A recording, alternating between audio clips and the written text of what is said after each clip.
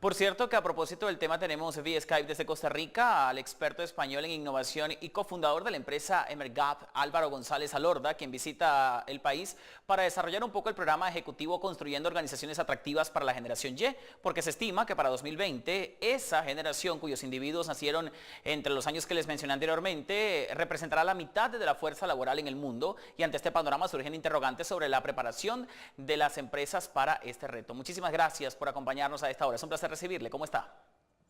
Igualmente, encantado de estar aquí.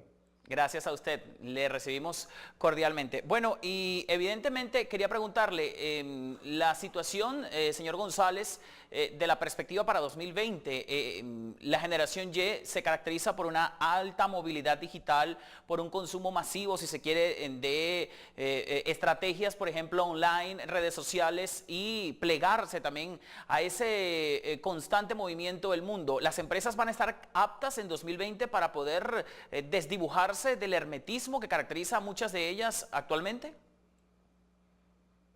Yo diría que la generación Y efectivamente tiene un uso de la tecnología extraordinario y es una generación que básicamente pues está provocando en las empresas una cierta disrupción, pero no solamente por el uso de la tecnología que hacen, sino también por las expectativas que tienen acerca de la vida laboral. Creo que lo más significativo de la generación Y es que se ha dado cuenta de que a través de Internet y a través de distintas plataformas es que hay muchas maneras de diseñarse la vida profesional y tienen un cierto rechazo a encomendar su desarrollo profesional a un departamento de recursos humanos dentro de una empresa a lo largo de 30 años.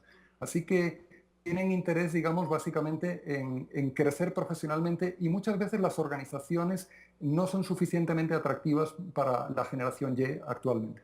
Porque evidentemente, señor González, hay una situación un poco robusta en cuanto a la necesidad inclusive de algunos empresarios de no cambiar la estructura que existe hasta este momento, de pasar por recursos humanos, como usted menciona, estar en estratos blindados de una organización que a través de la generación Y se está clamando por flexibilizar esas fronteras y que dentro de la empresa haya una mayor comunicación digital, más rápida, más asertiva y más inmediata. Por eso le digo, en 5 años el panorama va a cambiar tan drásticamente. Yo diría que las empresas son conscientes de que se está produciendo un gap, una distancia entre las expectativas de los empleados de la generación Y y, digamos, el modelo organizativo. En este sentido, yo me encuentro precisamente ahora en Costa Rica impartiendo un programa ejecutivo a empresarios y directivos de muchas industrias a través del Instituto de Estudios Empresariales, y es clarísima digamos, la necesidad detectada por las empresas de hacer algo. Y me parece que lo más razonable a la hora de, digamos, de trabajar con la generación Y es proporcionarles un crecimiento no vertical, que es el crecimiento tradicional, que es escalando posiciones en la jerarquía de la organización, sino más bien un trabajo colaborativo en el que se conecten y en el que puedan desarrollar su talento. Así que el reto que tienen las organizaciones de hoy es bajar el centro de Señor González, quería gravedad. consultarle. La torre de... ¿Sí?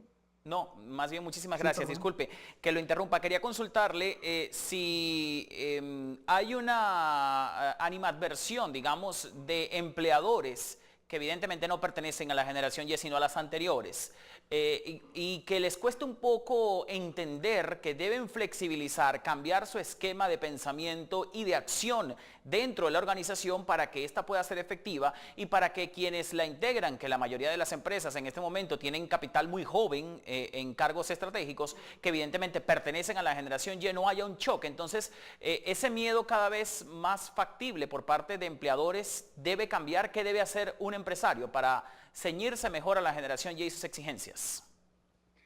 Pues yo diría que básicamente el reto que tienen las empresas es bajar el centro de gravedad y poner un sistema, un proceso de transformación y de innovación que permita que la generación Y pueda participar no solamente en la implementación del día a día, sino también en el diseño del futuro.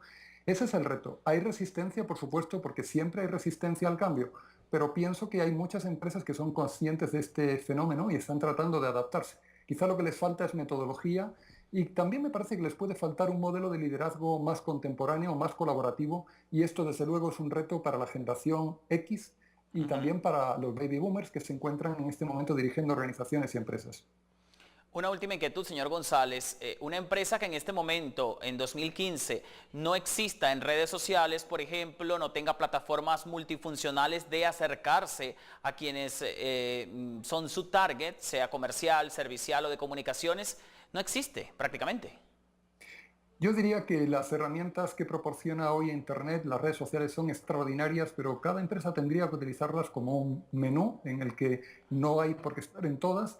Y desde luego lo que no tendría sentido es que los directivos de esas organizaciones no conozcan la lógica de las redes sociales, porque es una manera extraordinaria de conectar con los clientes hoy. Por tanto, no hay una receta única, pero si hay desconexión del equipo directivo respecto a estas herramientas, pues cada día que pasa de alguna manera se está descapitalizando la estrategia de esa organización.